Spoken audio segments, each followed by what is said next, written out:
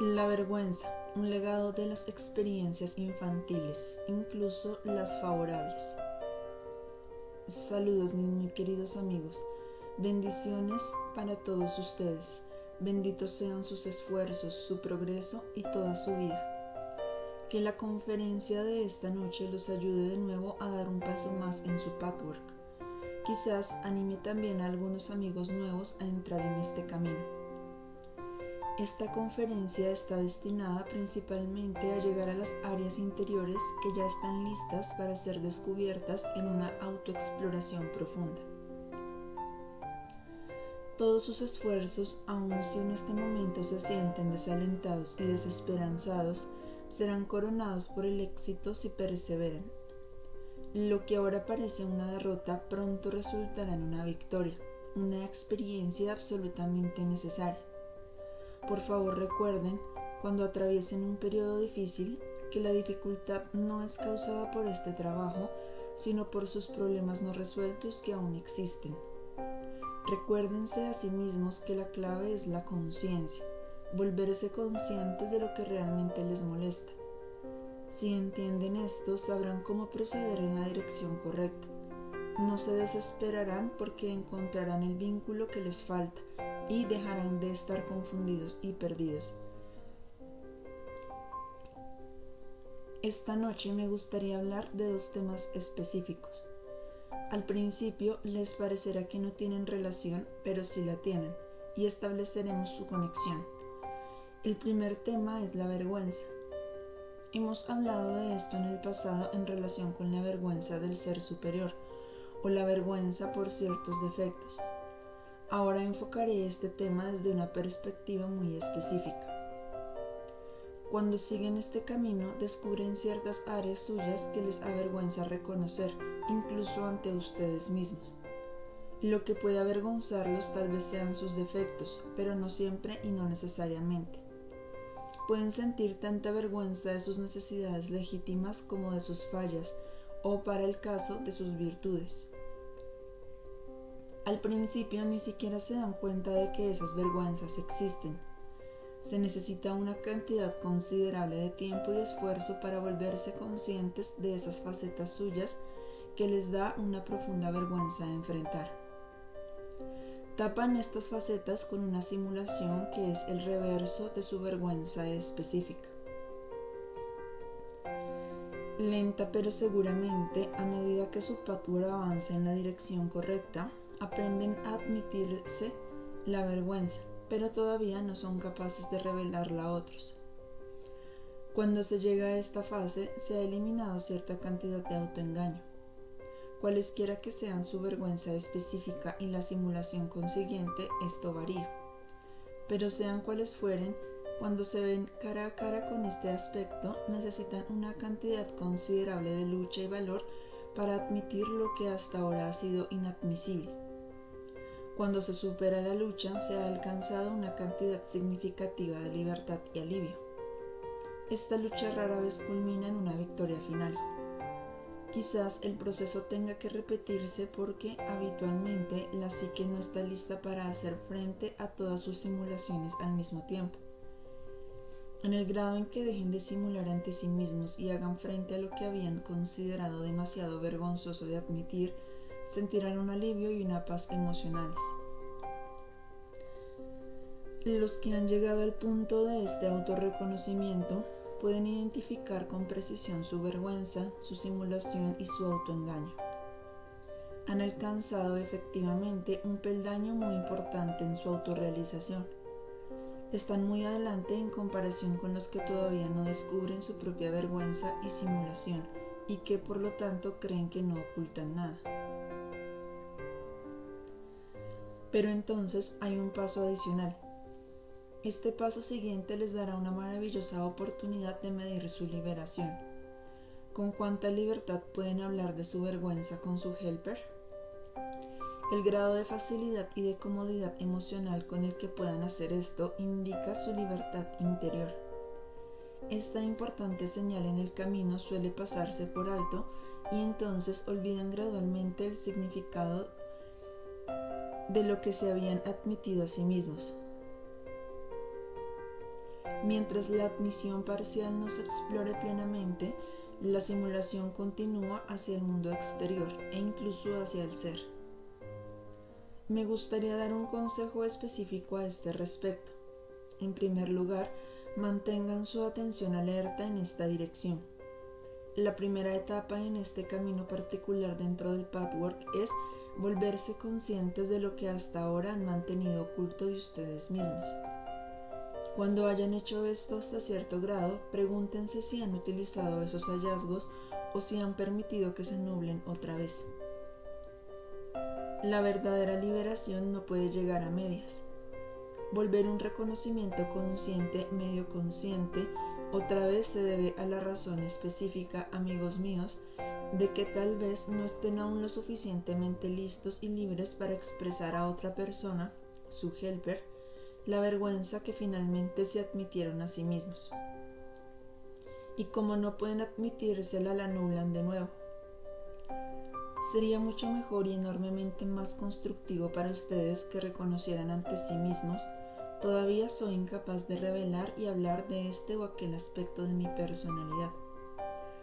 No se esfuercen a hacerlo, porque entonces su ansiedad provocará una contracorriente tan fuerte que el beneficio podría perderse y presentaría en ustedes el aspecto que consideran vergonzoso de una manera levemente distorsionada, falsa y disminuida.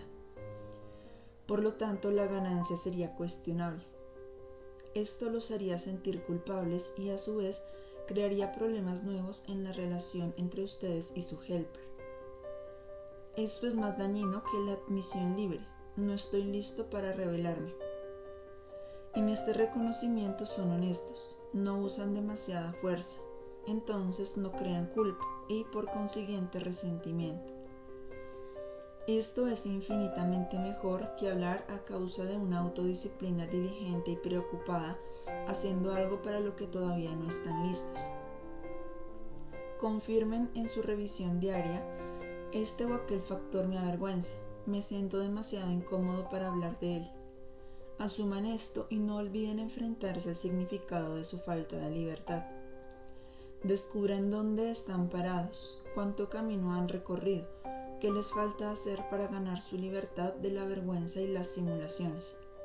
Entiendan su limitación y su inhibición y díganse que tal vez en una semana, en un mes, en un año podrían llegar a este punto. Pero mientras tanto, obsérvense y quizás poco a poco, sin forzarse, revelarán más de lo que pensaban que podrían. Al principio se sentirán incómodos y ansiosos, avergonzados e inhibidos, pero cada vez será más fácil. Conforme adquieran comodidad interior al expresar libremente lo que parecía ser tan vergonzoso, de pronto verán que toda su vergüenza era una ilusión. Esta es su vara de medir de la liberación. Les aconsejo a todos ustedes que piensen en esta parte específica del Pathwork. ¿Saben qué les da vergüenza? Si no es así, necesitan encontrarlo. Si es así, ¿en qué medida encaran el asunto? Lleven solo a su tiempo de autoconfrontación, a solas, y explórenlo profundamente, trayendo a la superficie el asunto que les da vergüenza. No traten de encontrar razones y respuestas inmediatas, ni explicaciones y justificaciones. Simplemente admitan los aspectos que los avergüenzan. Escriban en términos claros y precisos qué es y por qué sienten que necesitan estar avergonzados. La respuesta habitual es que tienen miedo de parecer menos a los ojos de otros, menos respetables y dignos de amor, lo que puede traer consigo el menosprecio y la humillación. Averigüen cómo se aplica específicamente a ustedes esta observación general. Después pónganse el reto de enfrentar el tema, hablando de él abiertamente. Observen el aumento de su libertad interior cuando lo hagan, aún en un grado pequeño a la vez. Conserven su conciencia. No impongan excesivamente su autorrevelación, si bien es necesario tener cierto valor. Si deciden esperar, no olviden el tema. Sigan observando sus reacciones diarias desde este ángulo. Pueden estar seguros de que sus problemas no resueltos y profundamente arraigados tienen una relación directa con su vergüenza, sus inhibiciones y sus sentimientos inarmónicos diarios. Cada sesión privada les da una oportunidad de abrir esta puerta específica un poco más. Cada vez les resultará más fácil hablar de lo que antes era inadmisible. Después de cada sesión, anoten sus reacciones, lo lejos que han llegado a revelarse, en comparación con ocasiones anteriores, y cuántos siguen falsificando y presentando aún un frente diferente, así sea sutilmente. Tal vez una buena manera de empezar sería hablar con su helper de las restricciones que todavía tienen y de que sienten que todavía no quieren o pueden renunciar a ellas. De esta manera tocan el área general de su vergüenza, sin entrar todavía en detalles. Esto puede abrir el camino y crear el clima adecuado. No hace falta decir que lo que es inadmisible se aplica mucho menos a ciertos hechos de su vida pasada que a una simulación emocional, a una falsificación de la personalidad. Esta última es infinitamente más dañina. No tienen una idea de lo importante que es este enfoque para su progreso y su salud interior. También aconsejo a mis amigos que son helpers que estén conscientes de este factor, no solo en ellos, sino también en su relación con aquellos a los que ayudan. Deben recordar que en la medida en que no son libres a este respecto, no pueden esperar la libertad de la autorrevelación en aquellos a quienes ayudan.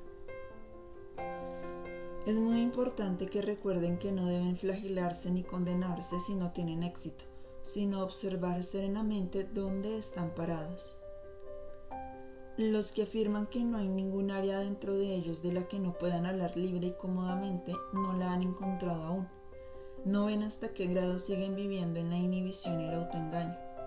Si descubren que no han avanzado tanto como creían, esto no debe incomodarlos. Si siguen con su autodescubrimiento en la manera en que aconsejo, aceptando su estado actual y trabajando con él de una manera relajada, no tiene que haber compulsión, ni culpa, ni impaciencia con ustedes mismos, solo el reconocimiento de su buena voluntad. El segundo tema que deseo abordar es algo de lo que hemos hablado solo de manera fugaz hasta ahora. Durante mucho tiempo en este trabajo para entender y resolver imágenes, errores conceptuales, actitudes distorsionadas y malsanas, en suma, todo lo que crea problemas en su vida, nos concentramos en eventos y condiciones poco felices y dolorosas de la infancia. Vimos que a ellos se debía la creación de ciertas condiciones psíquicas que dañaron su desarrollo. Las heridas y frustraciones de la infancia se han reconocido como la causa de problemas profundamente arraigados en la personalidad. Ahora me gustaría arrojar luz sobre todo lo contrario. Los factores aparentemente favorables y positivos de la infancia pueden ser igualmente responsables de las distorsiones interiores. A primera vista, esto puede parecer imposible, ya que es todo lo contrario de lo que se cree en la actualidad. Pero examinemos más de cerca este tema. Tal vez noten que dije condiciones aparentemente favorables. Su evaluación de lo que es bueno o malo, constructivo o destructivo, correcto o incorrecto, suele relacionarse con lo que es momentáneamente placentero o displacentero, o con lo que coincide con o se opone a los valores temporalmente sobreimpuestos. Pueden considerar que algo es constructivo y bueno porque les parece placentero, pero también pueden decirle sí a algo displacentero porque va de acuerdo con el sistema de valores arbitrario y sobreimpuesto que con mucha frecuencia acatan. A veces menciono la diferencia entre los valores eternos y los temporales. Estos últimos pueden permanecer sin cambio durante siglos, pero eso no los vuelve eternos. Son temporales si su esencia no es eterna. Llegan a existir debido a las necesidades de una civilización determinada y siguen existiendo por la limitada capacidad de la humanidad de entender los valores eternos. Las necesidades temporales son dictadas por las condiciones de una sociedad específica.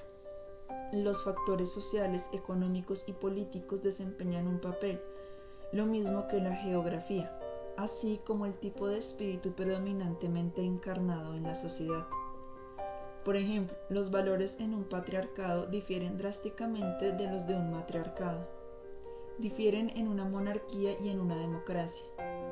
Muchos otros factores contribuyen también a determinar el sistema de valores de una sociedad. Debido a la inclinación de las personas a la pereza, siguen ciegamente lo establecido y conservan valores mucho tiempo después de su utilidad temporal. La enajenación de los individuos y su falta de pensamiento independiente los llevan a aferrarse a lo que se les entrega. Por eso es tan importante en este camino que cuestionen todo lo que aceptan o rechazan y que encuentren sus propias razones para hacerlo. Esta es la única manera en que pueden encontrarse los valores eternos. Cada caso, cada incidente y cada asunto deben revisarse y explorarse, cuestionarse y responderse sinceramente desde la profundidad de las propias convicciones. Deben examinarse profundamente.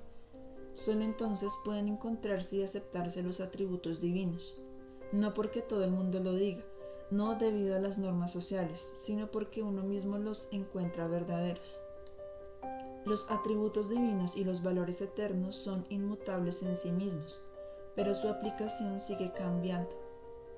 Es todo lo contrario de lo que ocurre con los valores temporales. Estos suelen pasar por alto los valores eternos, pero incluso cuando uno y otros parecen ser los mismos, su clima es muy diferente. El amor, la verdad, la sabiduría y la valentía, lo que es bueno y constructivo a la larga y por lo tanto para todos los interesados, son los únicos criterios de los valores eternos. Estos valores no son accesibles por medio de la aceptación ciega. Los valores eternos pueden parecer placenteros aunque vayan en contra del sistema de valores temporal, o pueden ser displacenteros pero acordes con dicho sistema. No obstante, si actúan de acuerdo con los valores verdaderos, solo porque estos se amoldan al sistema de valores temporal y siguen sin conocer los valores eternos, no estarán en paz consigo mismos. Cualquier elección y decisión personal, cualquier acción, cualquier dirección o actitud emocional dependen de si la decisión parte o no de uno o el otro sistema de valores. No hay una fórmula. No pueden llegar a ser individuos completos si se adhieren a valores no examinados, sino revisando, sintiendo y viviendo de acuerdo con su propia percepción. Entonces pueden decir, así es. En los últimos tiempos, el trato que se da a los niños ha sufrido un cambio drástico en su sociedad. Hasta hace relativamente poco tiempo, la restricción y la severidad se aceptaban generalmente como la manera correcta. Los problemas no resueltos de los padres encontraron una salida en reglas estrictas y ellos exteriorizaron su hostilidad reprimida acatando el sistema de valores existente. En tiempos recientes, la norma ha sido la permisividad, la falta de disciplina y la indulgencia. Esto no significa que la hostilidad reprimida no se comunique al niño. Estos padres obedecen los valores nuevos recurriendo a la indulgencia y a la permisividad para compensar su hostilidad latente. Amoldarse a las nuevas reglas puede parecer amor desde afuera. Ciertamente puede existir también el amor real, pero en el grado en que está diluido por la culpa debida a la hostilidad no reconocida, así como por la culpa por no apegarse realmente a los valores actuales. La indulgencia y la permisividad placenteras crearán tantas condiciones problemáticas en la psique del niño como las heridas y las frustraciones. Si los padres no están lo suficientemente motivados por el amor y no son lo bastante sagaces para restringir al niño, de ser necesario, entonces su culpa, su confusión y su incapacidad para lidiar con los problemas que un niño representa crearán una perturbación interna. Para expiar sus faltas humanas comunes, como la impaciencia y la irritación, los padres pueden mimar en exceso a su hijo. El pequeño puede experimentar esto como algo placentero y favorable en el momento, pero puede haber un efecto negativo. No es el acto ni sus consecuencias por sí solos lo que produce el daño, sino la culpa, la confusión y el conflicto de los padres. El mismo acto puede derivarse del mimo excesivo o de una psique clara y sin confusión. El efecto en el niño depende de si es una cosa o la otra. Además, la salud innata del niño o la falta de ella determina si se ve afectado por los problemas no resueltos de los padres. Esto se aplica no solo a la herida infligida, sino en la misma medida al mimo excesivo y placentero. Tampoco este tendrá un efecto adverso en la psique del niño si no existen en él problemas correspondientes. Examinemos ahora cuáles son los efectos específicos de circunstancias aparentemente placenteras, como son crecer en un ambiente permisivo, consentidor e indulgente. La psique se acostumbra a él y más tarde, cuando la vida no le brinda una gratificación similar, la personalidad se ve movida a tratar de duplicar el estado placentero del que una vez disfrutó. Busca lo que vivió como amor durante la infancia una y otra vez, pero no puede encontrarlo porque otras personas, no atadas por la culpa, no tendrán ninguna necesidad de expiarla y, por lo tanto, no le prodigarán sus mimos. La incapacidad de repetir lo que uno tuvo alguna vez produce dolor, enojo y hostilidad. La insistencia en tener la protección, el amor real, así como el pseudoamor de los que se disfrutó en la infancia, está conectado con las heridas y las frustraciones sufridas. En otras palabras, así como el padre puede mimar en exceso al hijo para compensar su propia irritación y su poca voluntad de afrontar los problemas que el niño presenta, así también puede el hijo usar su propia necesidad compulsiva de mimos para compensar las corrientes negativas de los padres que percibe inconscientemente y que a veces incluso experimenta conscientemente. Ya es hora, mis queridos amigos, de examinar los aspectos de su infancia que experimentaron de manera placentera. Debieron tener considerables percepciones interiores para descubrir las heridas y las frustraciones. Un niño tiende a dar por hecho y como condición permanente lo que experimenta. Si el niño es herido, puede sufrir a causa de ello y rebelarse, pero no puede evaluar sus circunstancias de vida en términos objetivos. Lo mismo puede decirse de los aspectos placenteros. Ambos son parte del clima general que el niño no cuestiona. Por lo tanto, necesitan ustedes explorarse y autoexaminarse a fondo para volverse específicamente conscientes de estos elementos. La experiencia del trabajo que algunos de ustedes ya han hecho en el pasado, relacionado con las heridas y el dolor en la infancia, resultarán ahora provechosas en el sentido de que les será más fácil volverse conscientes de lo opuesto, el placer. Esto exigirá atención, concentración y autoexamen. Cuando logren algún adelanto a este respecto, descubrirán lo importante que es entender la totalidad de su personalidad actual, lo mucho que el pasado desempeña un papel en su constitución mental y emocional. Verán cómo se esfuerzan por reproducir no solo sus sentimientos acerca de lo que no tuvieron, sino también acerca de lo que sí tuvieron. En otras palabras, no solo tratan de corregir aquello de lo que carecieron en su infancia, sino que también se esfuerzan por recrear lo que sí tuvieron entonces. Este ángulo se pasa por alto muchas veces en la exploración de las perturbaciones psíquicas humanas. Vuelvo a insistir en que la conducta por sí sola no indica si la acción tomada es correcta y constructiva. Las condiciones internas, las motivaciones y la unificación subyacente de la psique marcan toda la diferencia. En un caso puede ser correcto ser indulgente, en otro restringir e incluso castigar. Los que dependen de reglas exteriores que les digan qué alternativa elegir y cuándo, deben de estar perdidos y confundidos, y sus acciones no tendrán un buen resultado. Pero los que se conocen y entienden sus problemas interiores también sabrán qué opciones elegir, incluso mucho antes de que sus problemas interiores se resuelvan por completo. Uno está entonces en la posición de actuar y obrar de acuerdo con los valores eternos. Esto se aplica al trato que se da a los niños, así como a cualquier relación o situación humana. La confusión siempre indica que falta conocimiento sobre el ser. Así pues, amigos míos, examinen este nuevo ángulo. Estén atentos a lo siguiente. En el grado en que no se sintieron amados, los sentimientos contradictorios de amor y culpa los han dañado. Ambos desempeñan un papel solo porque las irrealidades psíquicas ya estaban en ustedes antes de que nacieran a esta vida. Verán que existe mucho enojo y resentimiento no solo en conexión con lo que no tuvieron, sino también con respecto a lo que sí tuvieron y desean seguir teniendo.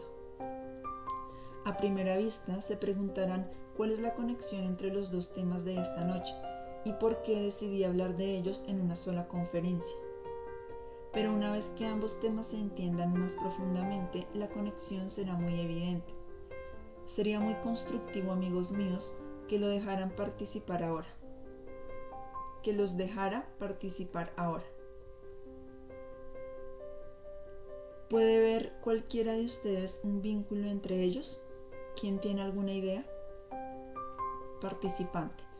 Creo que sería un sentimiento muy vergonzoso no agradecer lo que los padres pretendían que fuera bueno, si uno no sintió que era bueno o si se le dio algo que no quería, o si se le dio algo que no quería. Respuesta. Esto puede ser muy cierto, pero a lo que me refería en realidad no era a que se les dio algo que no querían, sino algo de lo que disfrutaron mucho. Sin embargo, pueden ser tan inconscientes del daño como de una herida. Participante. Si una muchacha ama mucho a su padre, puede pedir el mismo amor de un hombre más tarde. La niña puede experimentar el amor por el padre casi de una manera sexual y más adelante desea el mismo amor del hombre, pero no puede obtenerlo, y entonces tal vez sienta vergüenza a este respecto. El guía. Ese es un buen ejemplo. Participante. Si los padres son negligentes en algunos sentidos y, por su sentimiento de culpa, son particularmente indulgentes con un niño cuando éste se enferma, el pequeño querrá enfermarse a fin de conseguir el amor. Más adelante en la vida, cuando la persona se enferme, se sentirá decepcionada y herida cuando no se le exprese el amor. Al mismo tiempo, sentirá vergüenza por usar la enfermedad para obtener amor. El guía. Ese también es un buen ejemplo. Participante. También podría uno sentir vergüenza cuando se le dice que es amado cuando es niño, pero no lo siente. El guía. Sí. Pregunta. La vergüenza siempre se conecta con la culpa, ¿no es así? Respuesta. No siempre. También es posible sentir vergüenza sin culpa y culpa sin vergüenza. Participante. Cuando el niño recibe una mesada y se siente culpable por conservarla, pues no la merece, después siente vergüenza por recibir un salario. El guía. Ese caso requiere una comprensión mayor de por qué existe esta culpa y vergüenza por haber recibido una mesada. Participante. Conozco el caso de un niño adoptado cuyos padres le daban mucha libertad de acción y continuamente lo admiraban. Esto se debía quizás a la falta de un amor real. Más adelante, cuando el chico llegó a los 18 años, se volvió más demandante y los padres no podían satisfacer esas demandas. Creo que el niño sentía vergüenza de no tener a sus verdaderos padres. El guía. Puede ser. Estos son ejemplos en parte buenos. Esta participación los ayudará a asimilar mejor mis palabras. Permítanme mostrarles ahora, en principio, la conexión entre el daño de la experiencia placentera de la niñez y la vergüenza. Si un humano quiere reproducir las condiciones placenteras de su niñez más adelante en la vida, eso indica el deseo de seguir siendo niño. Indica también codicia y falta de autorresponsabilidad. A algunos tal vez les resulte difícil admitir esto, especialmente los que se enorgullecen de ser adultos maduros. La mayoría de las personas quieren ser consideradas maduras, mientras que al mismo tiempo desean las ventajas de la niñez. El deseo de ser niño, así como el enojo por la frustración, deben de producir vergüenza. Esta tendencia contradice completamente el ideal sobreimpuesto y presentado al mundo y al ser consciente. Como saben, la autoimagen idealizada niega todas las limitaciones. Finge poseer todo lo que la personalidad siente que le falta. La simulación del ser idealizado oculta lo que el niño sintió que le faltaba en la vida, pero también lo que sí tuvo y lo que quiere seguir teniendo. Si examinan su ser idealizado, encontrarán esta doble simulación. Debajo yace su opuesto. Revelarlo parece una terrible admisión. No pueden descubrir la vergüenza si no conciben lo opuesto de su simulación. Este opuesto es el que crea la profunda vergüenza y el que también se conecta con las condiciones tanto placenteras como displacenteras de la infancia. La consideración de lo totalmente opuesto a la autoimagen idealizada debe ser parte de este trabajo para todos ustedes. Busquen la vergüenza y cómo ésta se conecta también con ciertas circunstancias placenteras de la niñez. Quizás fueron elogiados por algunas cualidades reales que ustedes sospechaban que no tenían en el mismo grado en que sus padres creían. O tal vez siguen pensando que estas cualidades están ausentes porque están diluidas con sus diversas inseguridades y distorsiones. Encuentren lo que sea especialmente significativo para ustedes. Si estudian esta conferencia y la asimilan, les prometo que su liberación y su progreso serán considerables. Este será, de hecho, el punto crucial para entender lo que los hace sufrir, lo que los enajena de la vida y de sí mismos, lo que los desconcierta y confunde. Con este enfoque tienen una llave directa, mis queridos amigos, todos y cada uno de ustedes, cada uno a su manera. Para algunos amigos, esta exploración puede ser prematura. Tendrán que explorarse primero muchos otros aspectos. Sin embargo, no siempre es cuestión de la cantidad de tiempo. Ocasionalmente, alguien que haya estado en este camino durante un periodo más corto puede descubrir ciertos aspectos con los que otro individuo se cruzará solo después de un trabajo más extenso. Todo depende del tipo de carácter y de las condiciones psíquicas, así como de la actitud hacia los propios problemas. Donde quiera que se encuentren en este momento, tomen esto en consideración. ¿Hay preguntas relacionadas con esta conferencia? Pregunta: si un niño era el favorito y se hallaba en una posición de privilegio, ¿puede ser que más tarde reclame una posición igualmente privilegiada? ¿Que quiera consideraciones especiales? Respuesta: claro que sí. Esto puede ser inconsciente, pues tal vez sea diametralmente opuesto a su ser idealizado. Si el pequeño tenía esta posición especial porque era un niño bueno, entonces ser bueno se convierte en parte integral del ser idealizado. La bondad también significa sacrificio y generosidad. Sin embargo, esto contradice el reclamo de un trato especial. En esta confusión interior hay muchas cosas oscuras y reprimidas. Cuando todas las diversas demandas y actitudes internas salen a la luz, la clarificación, la liberación y el alivio deben ser grandes. Te digo, amigo mío, que estás en el camino, ya estás casi allí. Al hacer esta pregunta y por la luz que parpadeó ahora, ya estás casi allí. También entenderás tu imagen de Dios específica.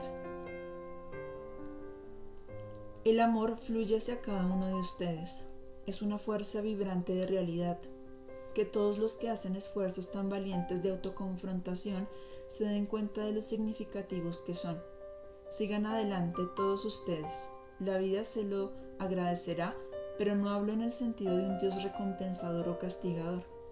Las fuerzas cósmicas con las que entran en armonía por medio del autoexamen honesto responden de acuerdo con la ley, mientras que el autoengaño y la falta de conciencia no pueden ponerlos en armonía con las fuerzas cósmicas. Sean benditos cada uno de ustedes para que sus esfuerzos continuos se fortalezcan y así sean más libres y más felices.